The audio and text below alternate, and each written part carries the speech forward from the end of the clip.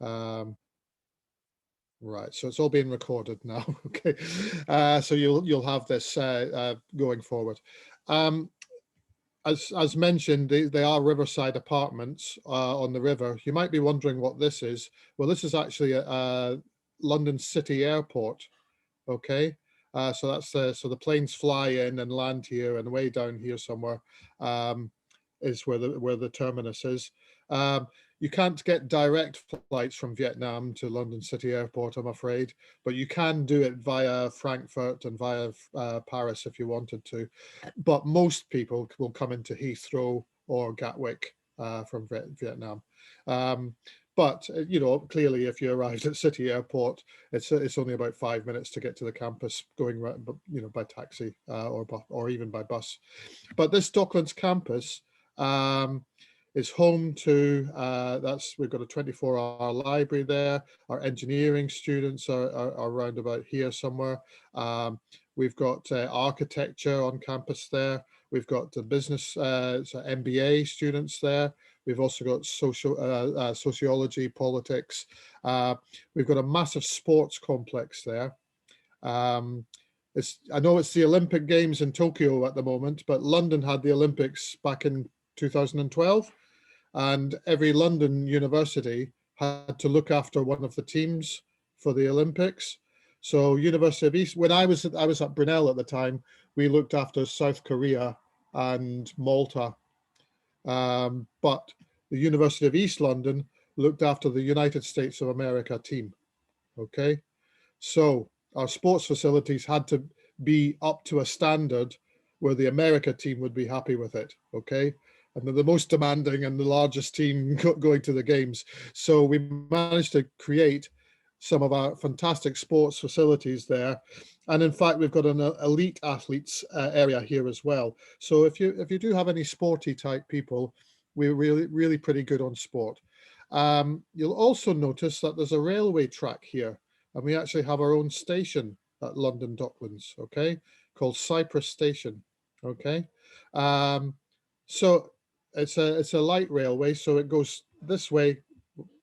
Will take you 20 minutes. It takes you. You can go direct to the Tower of London, Tower Gateway Station. Okay, so so that's right in the centre of London. So it's very connectable, just even by the train there.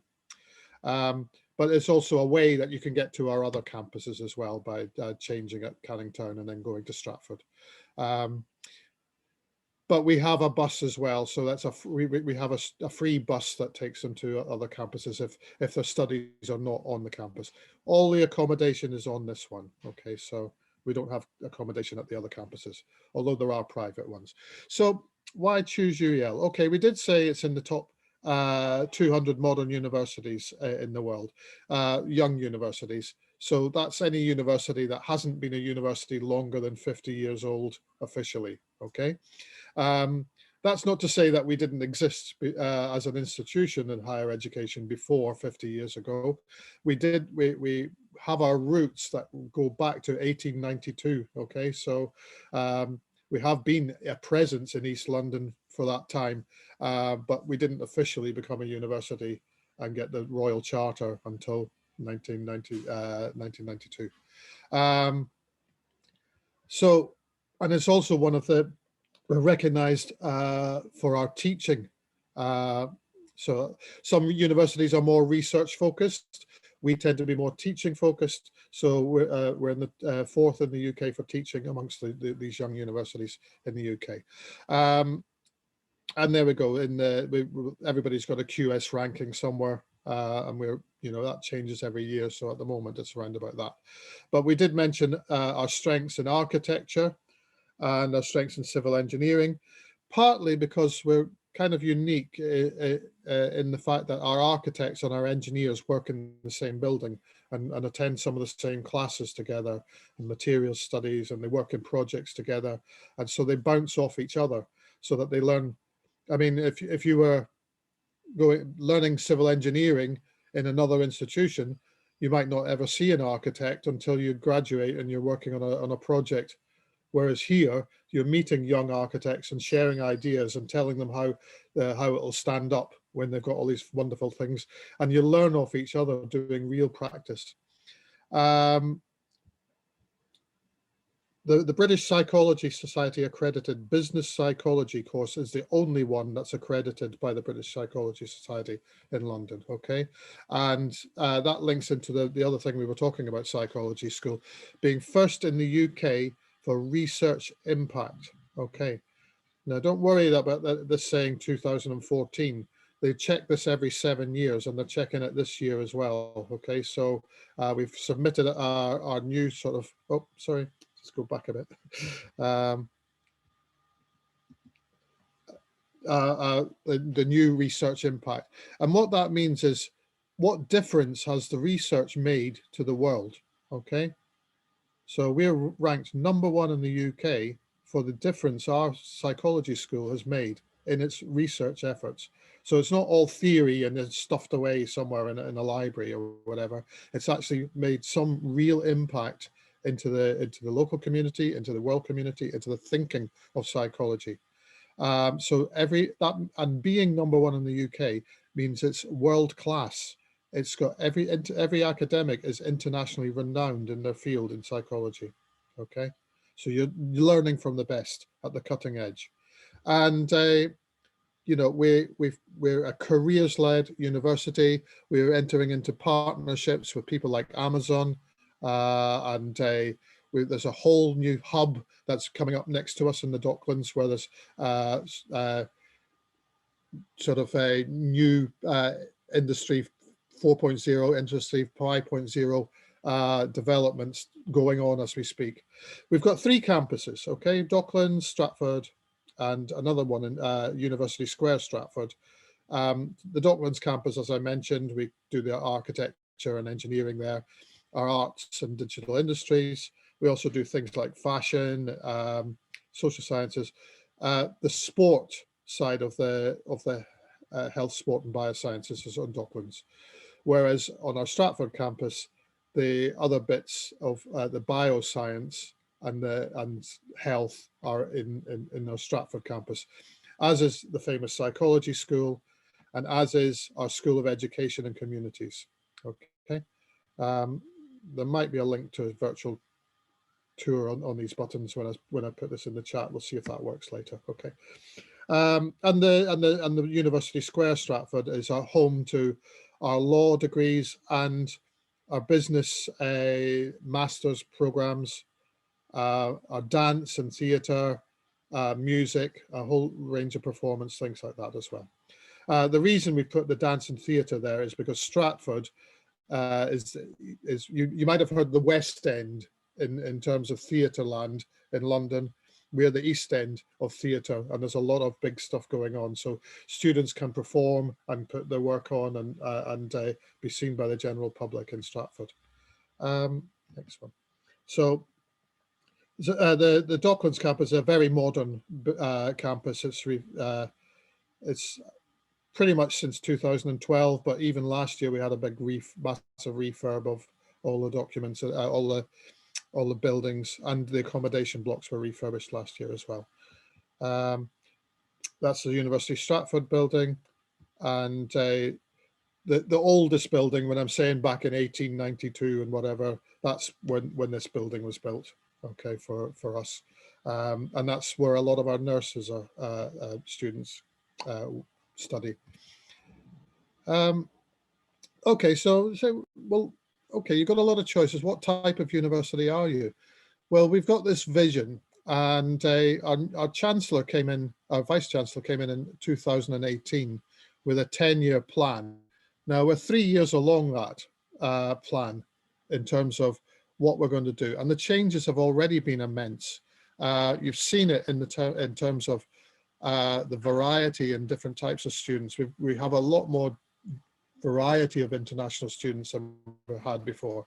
There's a lot more emphasis on it, but it's also about inclusion and social mobility.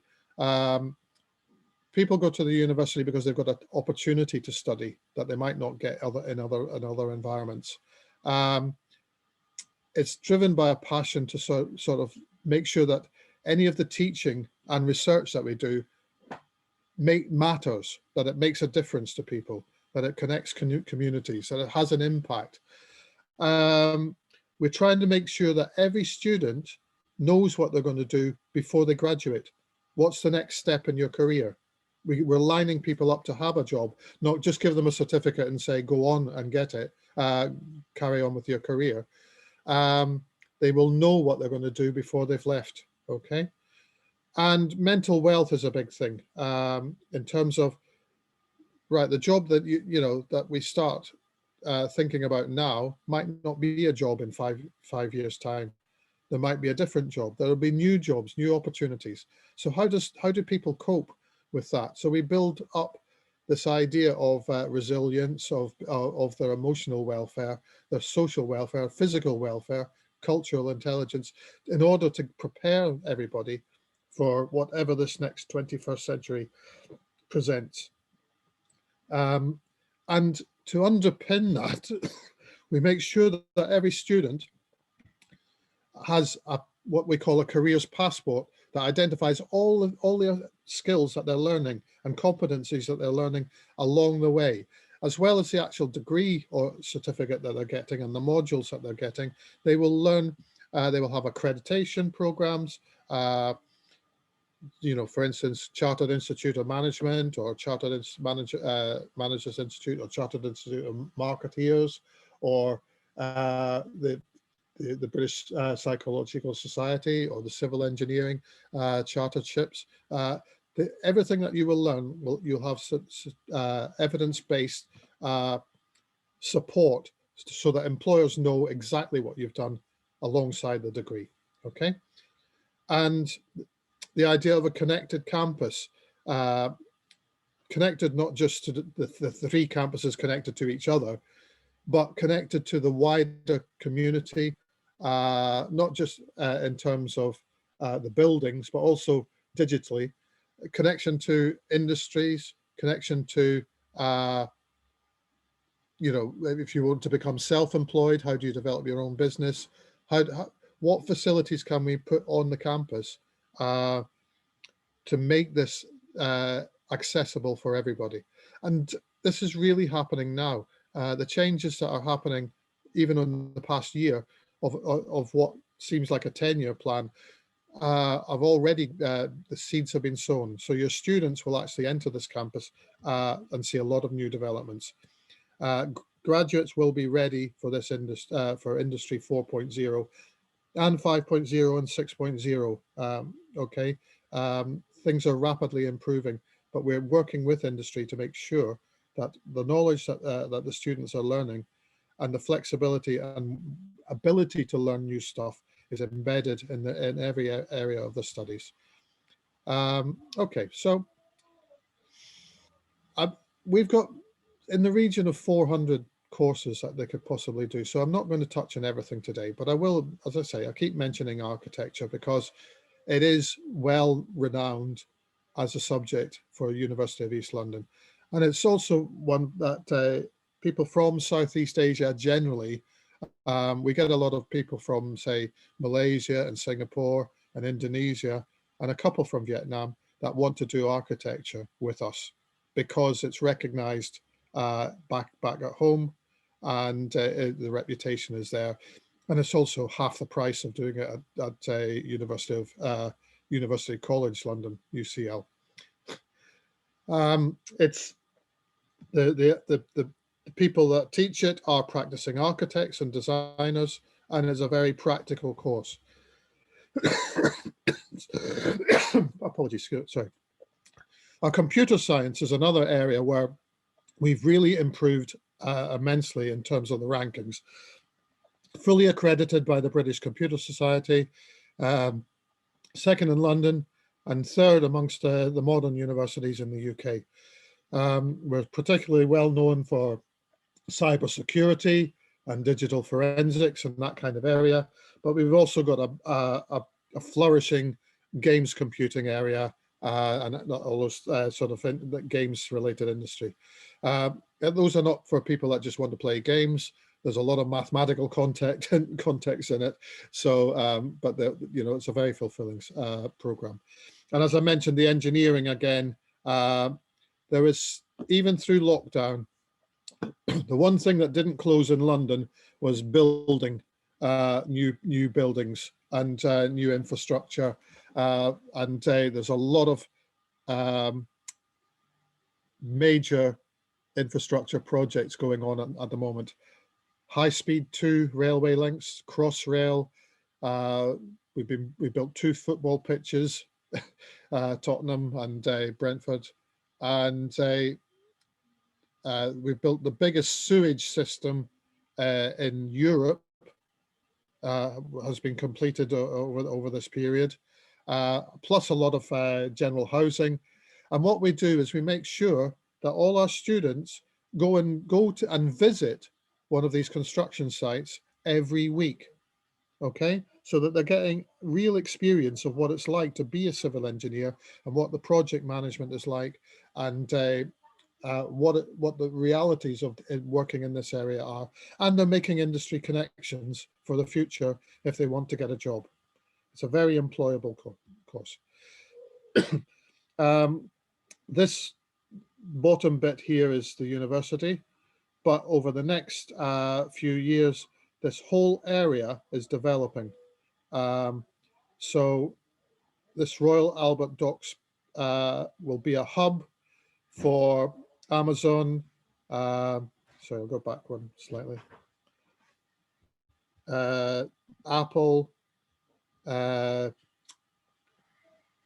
Google, all these big major companies are going to be putting in their London offices in these buildings here, okay, next to City Airport. You've got the Excel Exhibition Centre there. During the lockdown, sorry, it's just flipped over a bit there. During lockdown, that was turned into a hospital for COVID, and all our nursing students and our nursing staff went there and had real practical training looking after people with COVID during that period.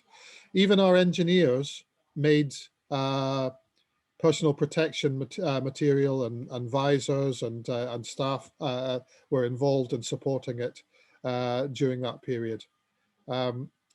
So good experience for them.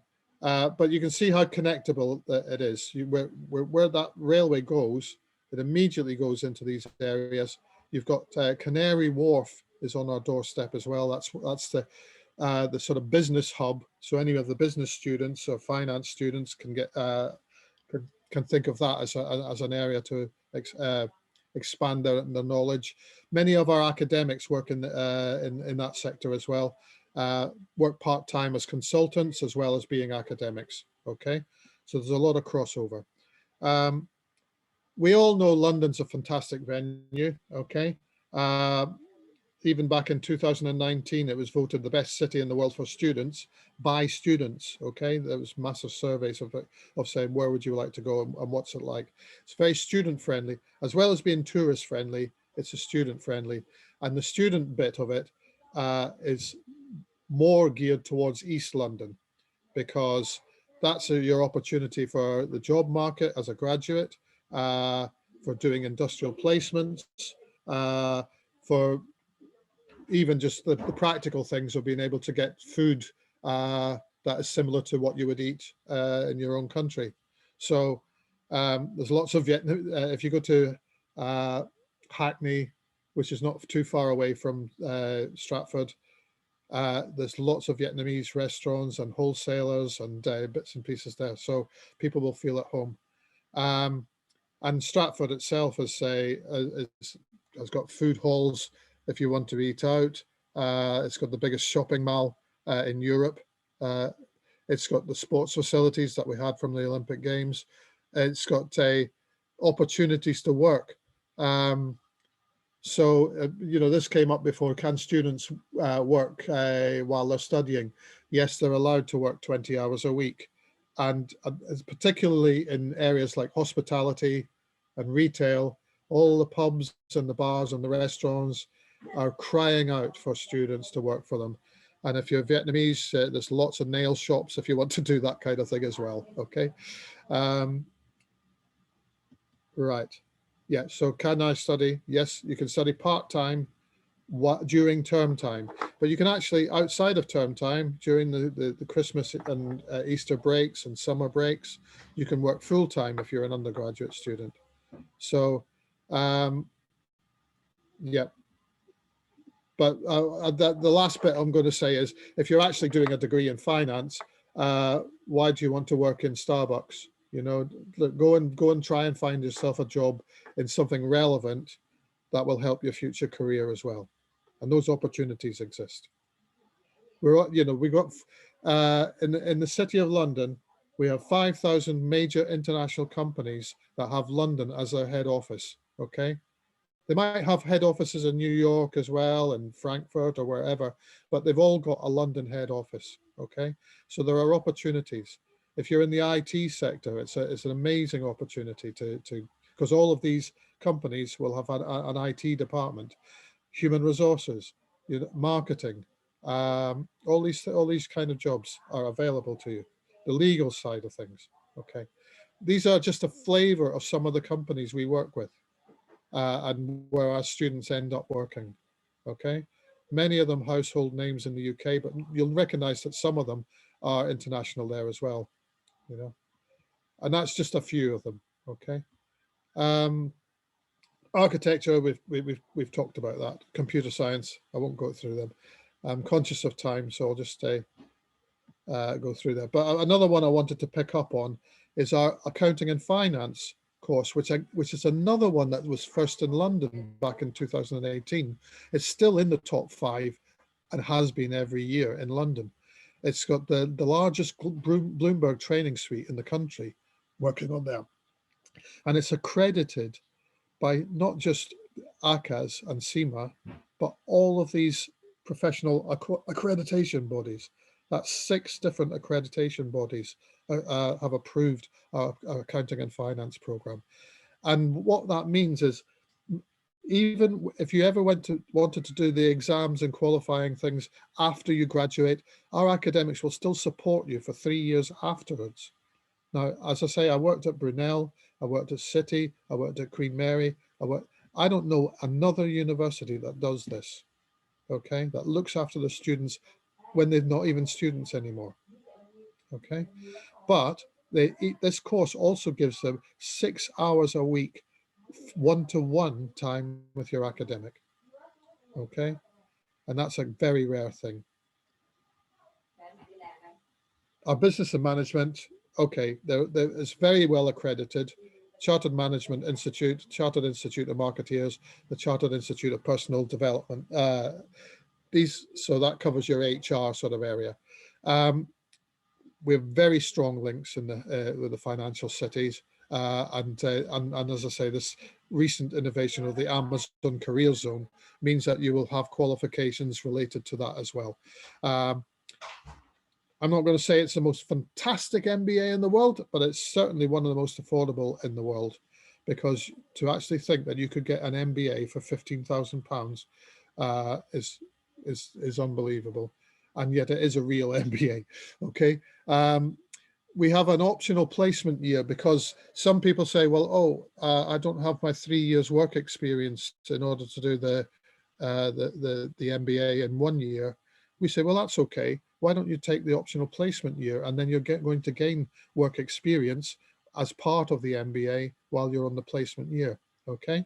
You pay a little bit extra for that, but you've got a full year working in London and really get an opportunity to enhance your career prospects. And, I've known students that have taken that route that have done wonderful things with their placement years. It's really good opportunity. Biomedical Sciences, we're very big on this as well, especially having just gone through the pandemic. We were working on various projects alongside that, but we also look at toxicology and sequencing and ultrasound and various stuff. Our students have been able to work in hospitals during this and research laboratories. We spent a lot of money, 2.4 million investing in to make sure that the laboratories were state of the art. And we do dedicated research there as well. So again, it's fully accredited by the Institute of Biomedical Sciences.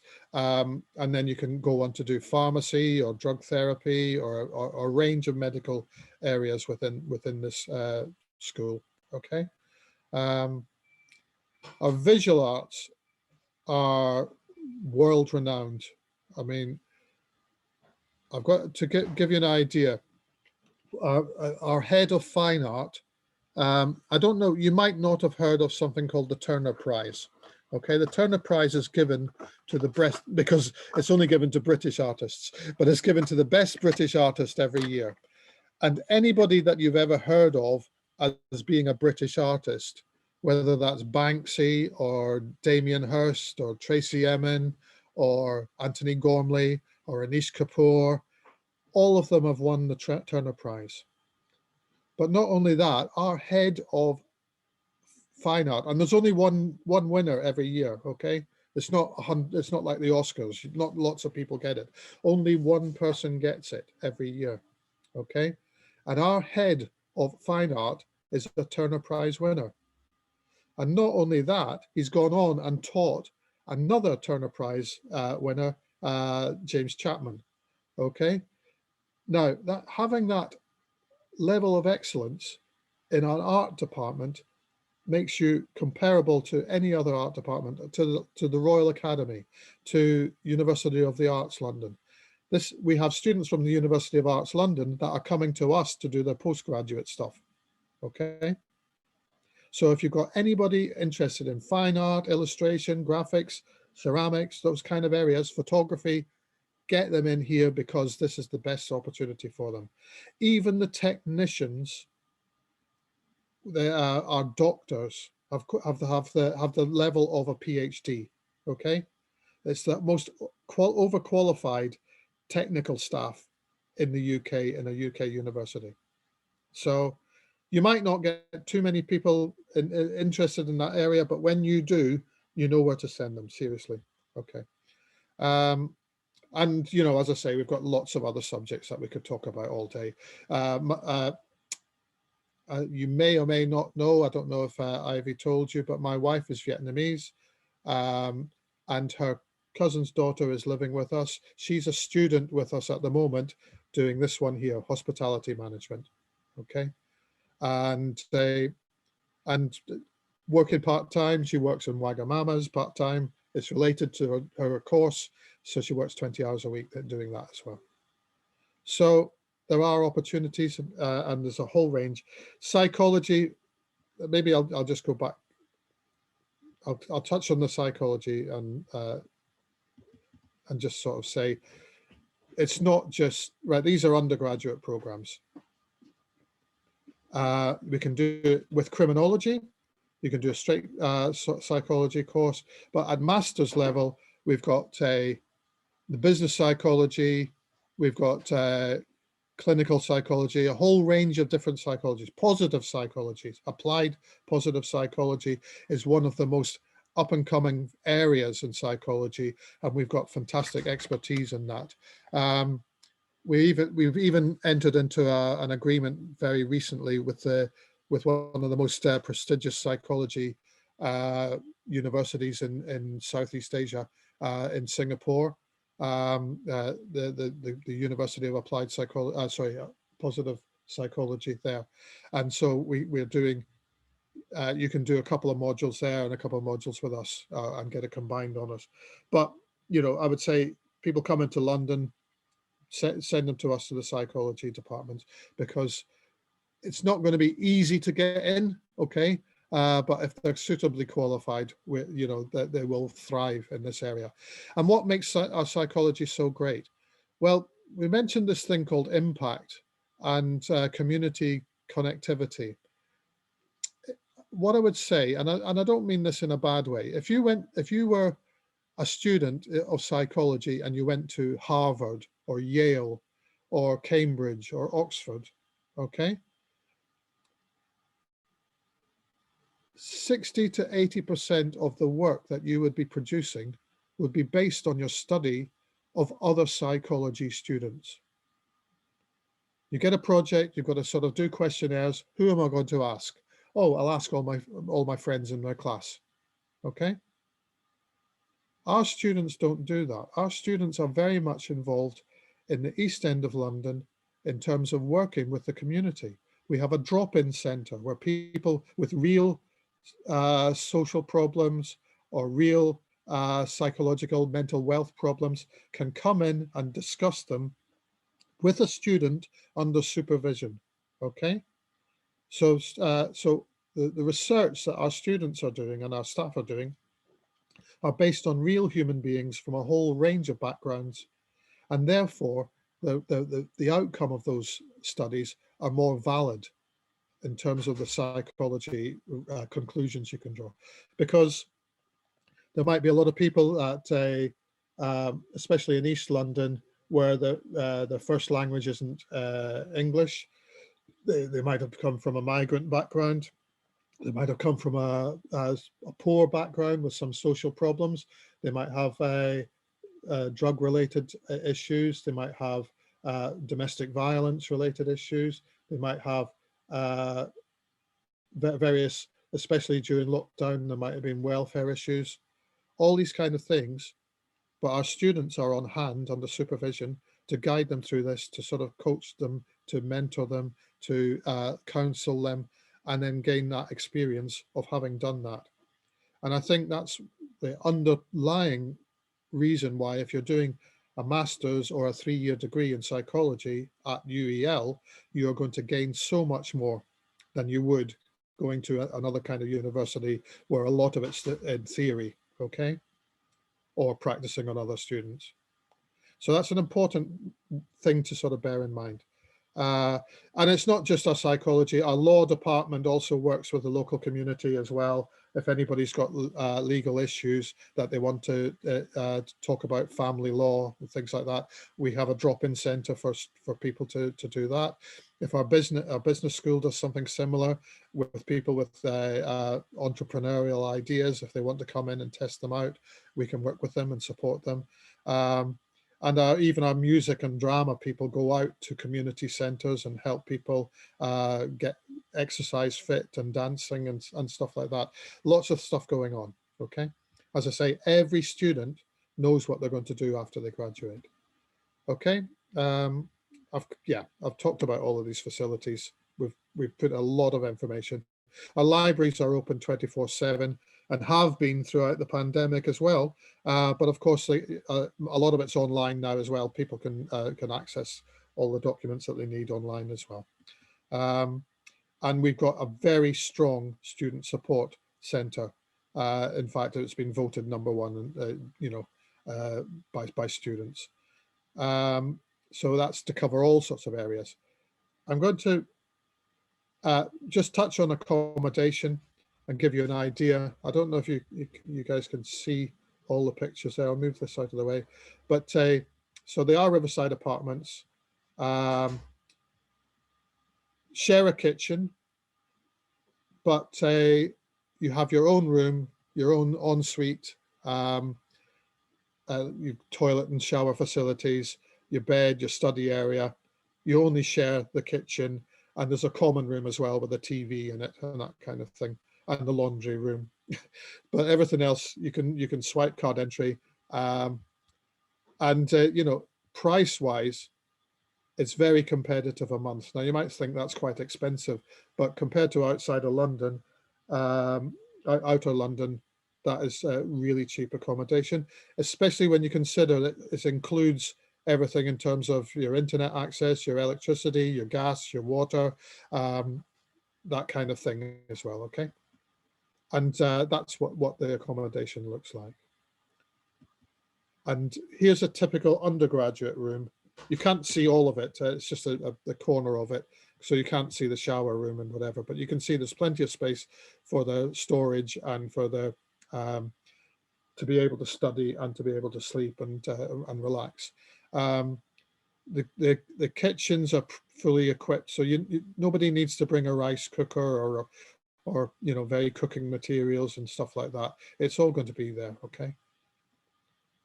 An idea of what the fees are. I mentioned how competitive some of these fees are. When you look at doing an MBA, okay, it's slightly over 5,000 now, Okay, and the placement years are 3,000 for the placement year. Okay, and you know a master's, you know, when you're doing, you know, architecture or something like that of 14,000 a year, compare that to 28,000 when you go to other university, another university doing that. It's very competitive. So a lot of the scholarships are already built into some of these programs, but we do offer scholarships as well. Okay. So that, looking at the MBA, that 15,000 suddenly becomes 12,750. Okay. Or you get the scholarship for the MBA, which is 2,500. That's almost paid for your placement year. Okay. Okay, so the computing masters only have £1,000 scholarships, but a lot of them, I mean, that's still very competitive. Okay. I'm going to leave it there and open it up to questions. I see one in the chat already, so I'm just, but that's my details if you've got them. I mean, that actually that direct line is to my work. I have to tell you, I'm still working from home. So if you phone that number, it's not going to get to me. So the email is probably the best, I would say, at the moment, until I'm back in the office full time. I mean, I have been able to go back in once or twice a week or something like that, but I'm still mainly working from home.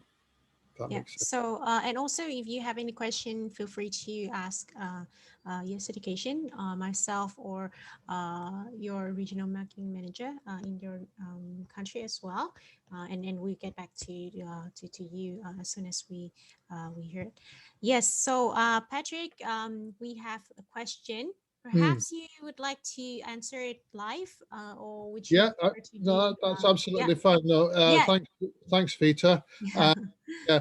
So if a student is interested in taking UG in psychology, do they require to take any additional certification in order to work in the field once they're finished? Well, the short answer is no, because the undergraduate psychology will give you the accreditation you need as part of the British Psychological Society, and that's a world recognized qualification. So, you know, it's your chartered institute. Now, okay, you do a bit like teaching when you're a new practitioner, you do go some kind of probation area where you still need to do it, but you can go straight into the job market to do that. So a lot of people consider that the UG is the introduction to it, and then they maybe do a one-year master's after that in a specialism, so that you can say, okay, right, I've got a general idea of psychology, and but now I want to work in child psychology or mental health or particular areas. In which case, you then say, all right, well, I'm already accredited. I can now go and do my masters, and then some people then go on and do the professional doctorate, prof doc, and then so that might be another 3 years after that. Okay, so.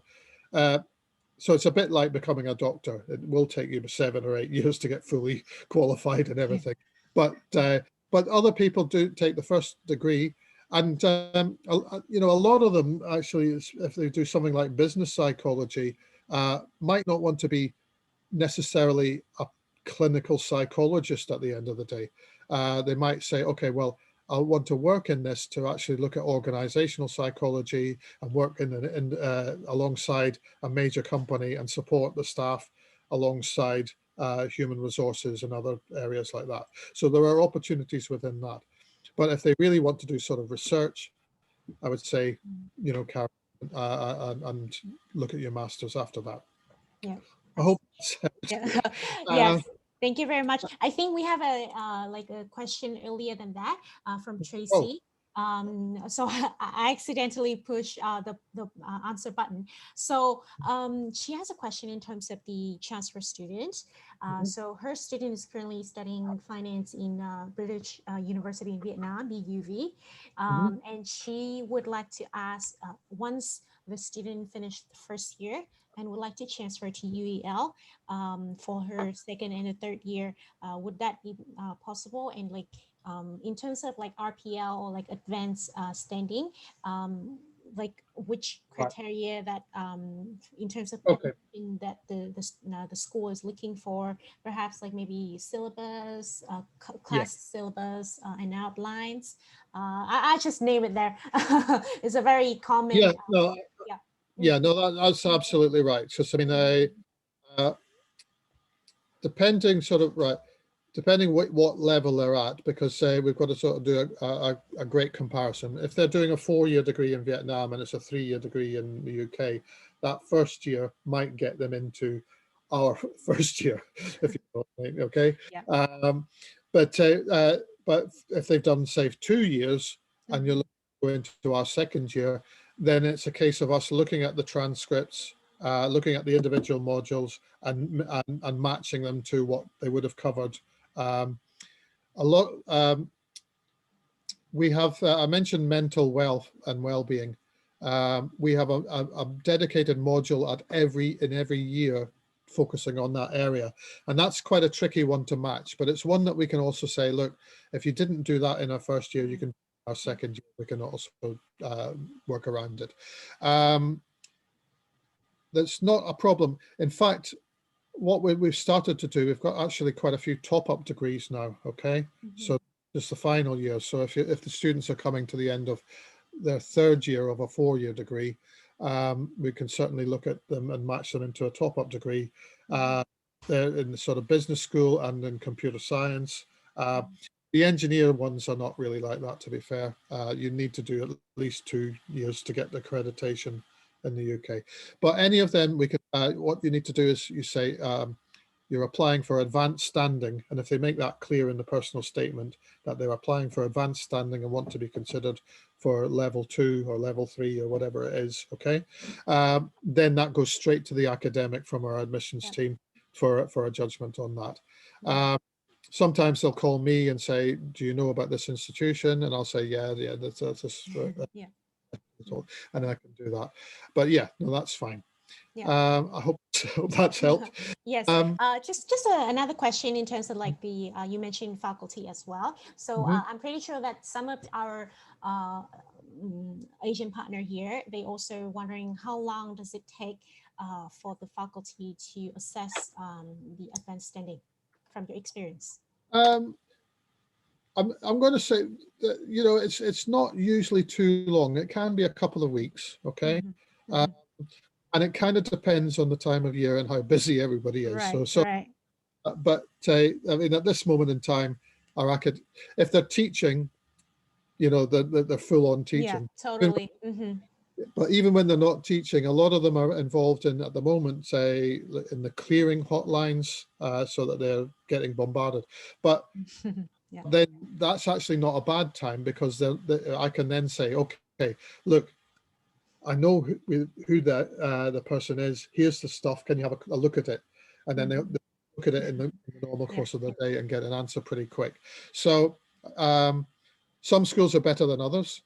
Some get higher volume, but then some have a wider team to look at it. So I would say maximum 2 weeks, but I would really try and push for a decision quicker. Yeah. Sometimes if it's things like architecture, they want to see the portfolio or any of those kind of things, and then they usually get a pretty quick answer. Okay. Yeah, Got. yeah. I was about to ask you the the portfolio for our Mm. Archi degree as well, but you already answered. So yes, Tracy, in terms of your question, the most important thing, and also takes some time for the students from my experience to get, particularly for Vietnamese students, is the syllabus. Yeah. So if your student would like to apply for advanced studying or transfer credit, better advise the student to get the outline or the syllabus as soon as possible, Yeah. and then along with, of course, the transcript and other required documents as well. So Tracy also have another question in terms of, I guess this is the certification for like professional accounting, ICAE WCFAB, if you can see that from your end. Yeah. The student has this certificate. Would it be helpful for her transition? Um, I would include it in the documents you upload with the application so that they can actually see it, because that's a good sort of benchmark. Right. And the same with it if they have any ACAs sort of or SEMA or something like that. If they've done any individual exams along the way, it doesn't replace that. They wouldn't necessarily get exemptions for that. But if it's something that they would have done in the first year of our degree, then it's good to evidence it and it also just lends a bit of credibility to the student to say that they Yeah, are. absolutely. Yep. Yeah. So Yeah, yeah, yeah, no, absolutely. So yeah. strong personal statement, strong references from the academic and your own university, even any relevant work experience you might have done, picked up along the way. Yeah. It's all helpful. Yeah. Yeah, yeah. Thank you. Next question, we have it from Miss Howe. So, so do you help students with placement, like internship, helping them to find internship, or they would have to find like a company to do some themselves? Okay. Well, we've been doing this for a number of years now. Now, the ethos is to try and help students to help themselves. So we want to get people in a position where they know how to get a job. We don't just give it on a plate, because when they graduate, they think, oh, they sit around for 6 months waiting for somebody to give them a job, and nobody. Okay, so what we do is, well, let's say the MBA, for instance. That's what in the industrial placement year in September, in their first week when they enroll. They'll be asked to come and meet one of the placement officers in the team. We've got about 5 of them, and show the CV. Okay, so then we'll go through it and talk through the CV and prepare it and do it in the British way or the sector way or whatever, to make it look the right way for those companies. Appropriate, yeah. And then we'll build it up weekly. Every week they'll have an option to do a one-on-one for an hour, okay, with the placement officer. And they'll have that until May. So they've got all that time to go and get a placement. Clearly, you want to try and get the placement as soon as possible. But we start early. But as I say, we don't give it on a plate, but we'll give them the contacts, those companies that are going to be the right kind of company for them. Okay. So say, okay, well, look, you want to work in finance. These are the people that you want to work with. You want to work in marketing. Why not look at this?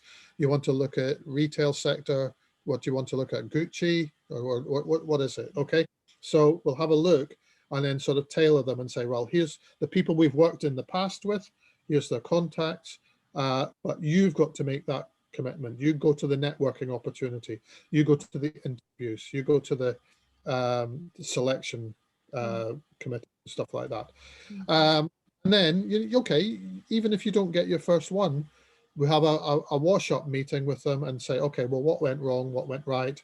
How do you improve? So that they learn what to do better next time. So that when they do get a placement, they know that we've not just given it to them, that they actually discovered ways to promote themselves to get a placement. So which will help them later in the future as well. So and the School of Computer Science and Engineering and Architecture do a similar thing. Okay. The law placements is the one exception. We have a range of master's programs in law, but the placement is run by our own partner law firm in East London.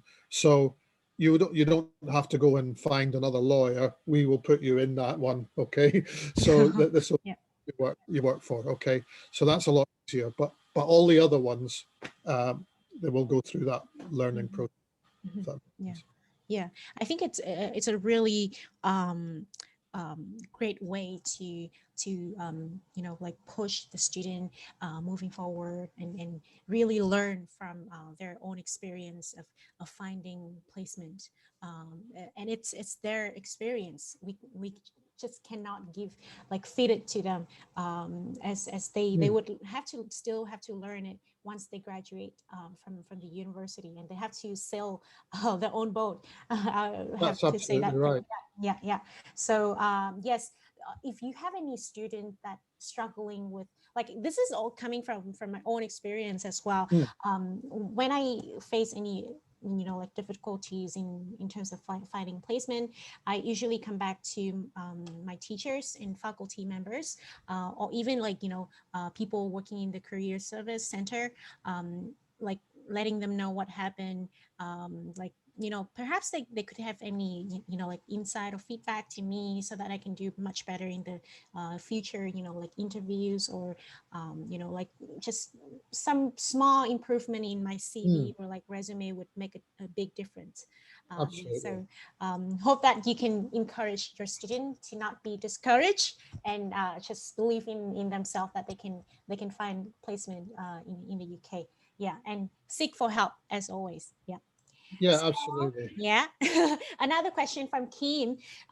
So for Vietnamese students, if they have, should they have IELTS UKVI at least 5.0 overall band for entry requirements? Yeah. Yeah, I mean that's the sort of normal one. I'm just looking if there's specific ones here to say it.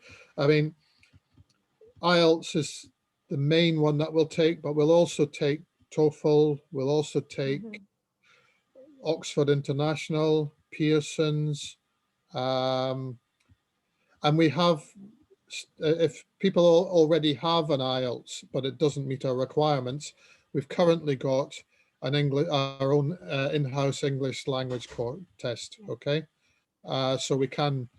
Um, we'd stopped them for a while just to make you aware, because they were being assessed by the UK VI, but we've had the good news that it went past with flying colours. So our own English language test. Um, so for instance, say undergraduate. Well, undergraduate is actually 5.5 overall. Okay. Mhm. Um, so for most programs. Um, the thing is that 5.5 is a minimum that you need to get for the visa. Uh, so our foundation programs can ask for an overall of 5.5. Sorry, so some courses ask. Sorry, I'm getting this one. Some courses ask for 5.5 overall. Most of them ask for 6 overall, with Mhm. 5.5 in all the sub scores. Okay, but as I say, um, if they've got 5.0 in one area out of the 4, we'll usually say it's okay. Okay. If Mhm. they've got 5.0 in more than one area, then we're saying, well, look, okay, you'll either have to do an English test or retake the IELTS, or if you apply in good time, we've got a 5-week pre-sessional course that you'll do online that you can apply for, or Yeah. there's an 11-week one if you're even worse than that. Okay. Yes. Yeah. Okay, so we've got a number of options that we can do, Yeah. but as I say, I would still recommend that most people should do an IELTS in the first instance, because it Mhm. just makes life a lot easier for them if they pass it. Okay, uh, and more, I'm seeing that the kids that are coming through the schools in Vietnam are a lot better prepared than they were 10 years ago. Yeah, Yeah. Absolutely. Yeah. Yeah. yeah. Much So better than I than my TOEFL paper test long time ago. Yes, there's a lot of, like, English training center here in Vietnam, so I think it's yeah, a really good resource for students to prepare early. Some mhm, students even start, like, very early in their kindergarten. You could tell. So, the parents in Vietnam, they are very well prepared for that. So I think uh, we here in UL, we have, like, many options for the student. But first of all, they need to take IELTS first, so that we can use those results to see if there's any suitable, like, bridge that we can connect the student to their desired program. Yeah. So Vida has another question Mm, earlier connecting to his question yeah. about the psychology. Okay. So the sandwich program applicable to all UG program, is that correct? Um, in some subject areas, okay. For instance, say you can do it in the hospitality management and events management, tourism management, all have placement years. Some of the other ones, I'm just going to have a quick look on the website just to make sure that I don't. Uh, yeah, because I mean, I've talked a lot about the masters ones, and I haven't really talked too much about the undergraduate Mhm. ones. But sorry.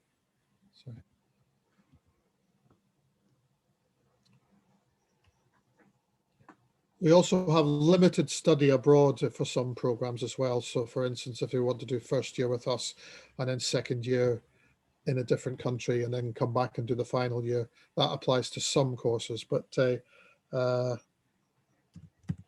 let me just type in the word placement and see. No, no, it's not letting me. Um,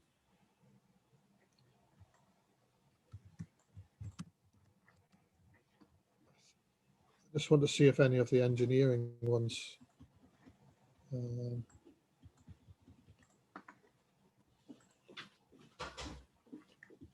so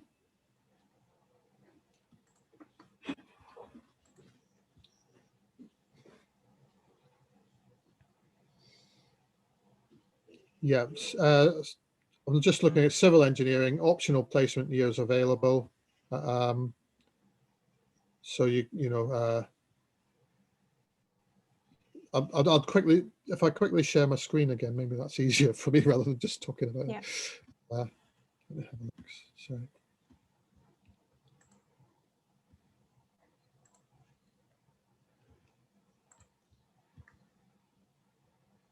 Share. Hope you can see this. Right, so I'm just looking at a typical course page, and I've chosen this one here, civil engineering. It's asking if I need any help. I don't really. And you can see full-time 3 years, full-time 4 years, full-time 5 years. So well, what's that then? Okay, so if it's a 3 year, it's a Bachelor of Engineering honours degree. If it's 4 years, it is either a Master of Engineering with a built-in Master's after in the final year, or it could be the placement year. If it's full-time 5 years, it's your optional placement as well as coming out with a Master's, an MEng. Okay. And say fully accredited by the Institute of Civil Engineers, Institute of Structural Engineers, the Chartered Institute of Highways and Transportation, and the Institute of Highway Engineers. So you're getting a lot of accreditation in this particular course. Okay. And there are foundation options as well, should you need to, if you're coming direct from school. But I noticed there was another question about that. I hope that's helped. That's just one I've chosen, engineering. I'm pretty sure it's the same in computing and a few other subjects, okay? But it is on the website if you need a quick check, but do it if you want to run it past me. If you've got any specific students that are interested in it, just let me know and I can do that for you. Yeah, so the other question was... Yeah. And also, I just want to ask you quickly about the entry requirement for foundation. So would the student would need to study and finish year 12 to enter foundation program, right? With the right, we've got a situation where we have Yeah. two foundation programs. We've got what we call foundation year, Yeah. what we call international foundation year. Right. Yeah. Now, the international foundation year has a bit more English language into it and study skills rather than the normal foundation year that somebody from the UK might be going into. Okay, Mm-hmm. if you were going into the foundation year, you do need the senior secondary graduation certificate. However, if you're going into the international foundation, they will take you in year 11, provided you've got an average of 7. Mm-hmm. Okay, I see. Great. Yeah. Uh, Just want to make but that clear for all the agents. Yeah. Yeah. yeah, Yeah, so I think we jump into the last question here in the Q&A from Ms. Hao. So do the Vietnamese student need to do foundation, or they can go straight to year one, also related to the entry all right. requirement for foundation year as well? Okay, I've Yeah. managed to make a bit of a change on this because we used to have the three commons as a requirement, and I'm saying, well, you don't need that. So what we're going to say is students who have passed a senior secondary graduate certificate with 8.5 or higher can go onto the undergraduate degree program. Okay, Yeah, so I see. they won't need it. And you know, we were saying if they've done the first year of a relevant degree to go on to the first year of our program, provided the overall average is 6.5 or above, we can take them onto that. Okay. Oh, that's very flexible. Yeah, it is. But of course, we still have to make sure that they've covered the And the relevance. student would still need to submit their both the transcript year one and also the high school transcript as well. Yeah, I think so, because a lot of the courses have a maths requirement Yeah. as well as English. So for just, but I mean, it's not a massive maths requirement. If they've got 5 or more at school, they'll usually be fine. Yeah, Yeah, yeah. absolutely. But Yes. it's just some, that even the business school has math. Yeah. Okay, a couple of seconds. Right. Yeah. So I think that's pretty much it. We run it very well during the time frame of the webinar today for 1 hour. Not going to keep you guys any longer. So thank you very much, Patrick, for joining us today with the very insightful webinar. Very You're brief, welcome. but also very informative for our agent partner. So hopefully in the future, once this pandemic is over, hope that we can see you here in Vietnam, and you can travel across Southeast Really Asian country, yes, as well. And yeah, thank you very much all our agent partner to join in and save some time for us today with Yes Education in University of East London. So thank you, Uel. Thank you, everyone, and we hope to see you soon. And please stay safe. Thank you. Yes, thank you. Bye, Patrick. Bye. Bye. Yeah, Okay. stay safe. Bye bye. Okay. See you later. Bye. Yeah, bye.